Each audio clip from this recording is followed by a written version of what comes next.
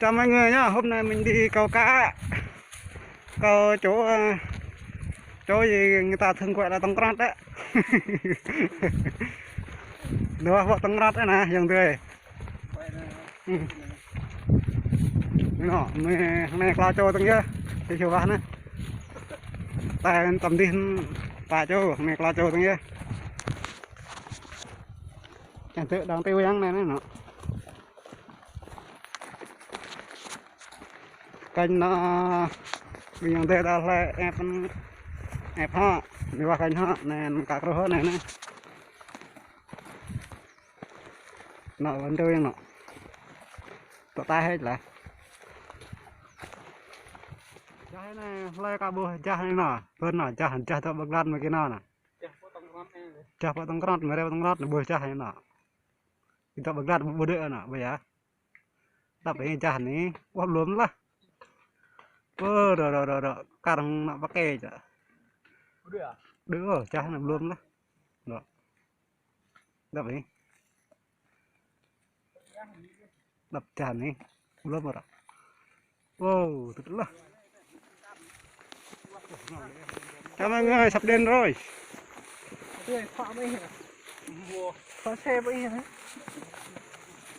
này cái bà huê nọ về cái bà huê khá cành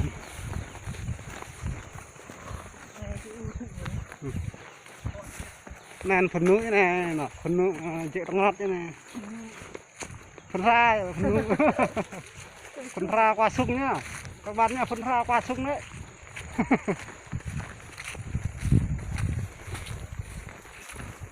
Tăng ngọt nè chặt soi có chặt soi nọ hôm nay ra bắt nọ không ai sông cầu nào bây giờ nước nó chặt lắm mọi người ơi.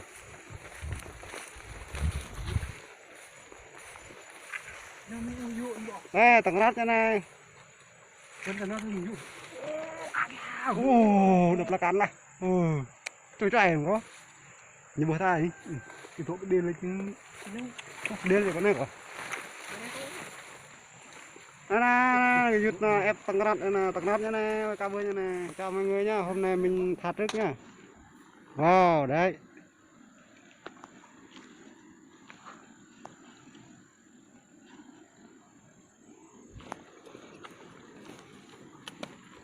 ba anh em mình đang chuẩn bị câu cá này.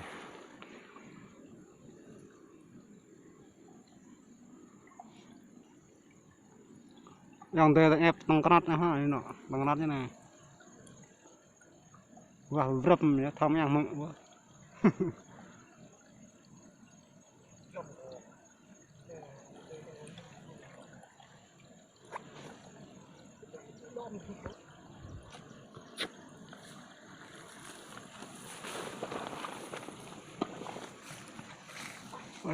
Em cho hả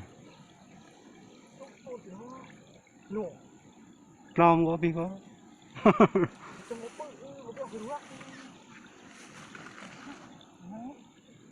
chắc té đây đi ra cho hơn này cho nè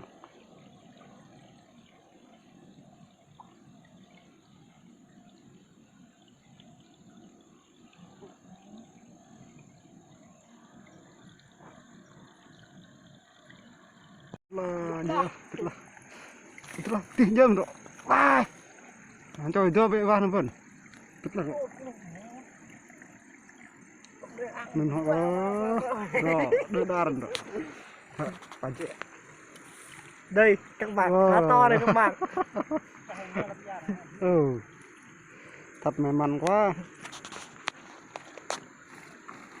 bò lưới đi đấy hai con được 1 kg rồi đấy. Chào mọi người xem tiếp nhá. Những đom nhạc bê những đom nhà đừng quấy cha tăng ra tăng vừa đưa là những mạ can mạ ba đom rồi đom ăn hơn đó ăn mần cho cái.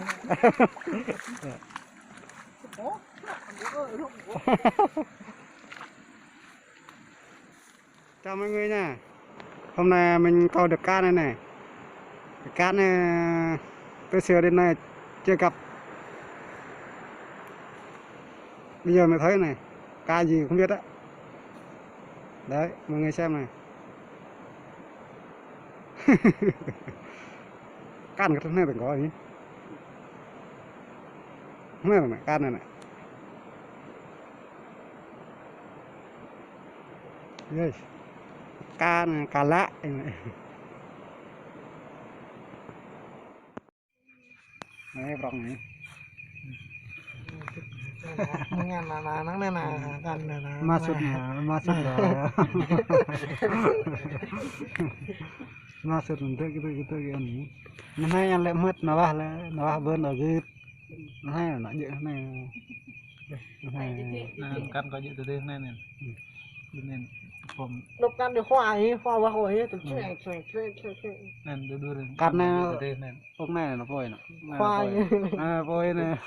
ตัวเป็นบวกถึงกี่เนี่ย còn vậy này Cho cái tối cái nhá được lý tôi nói là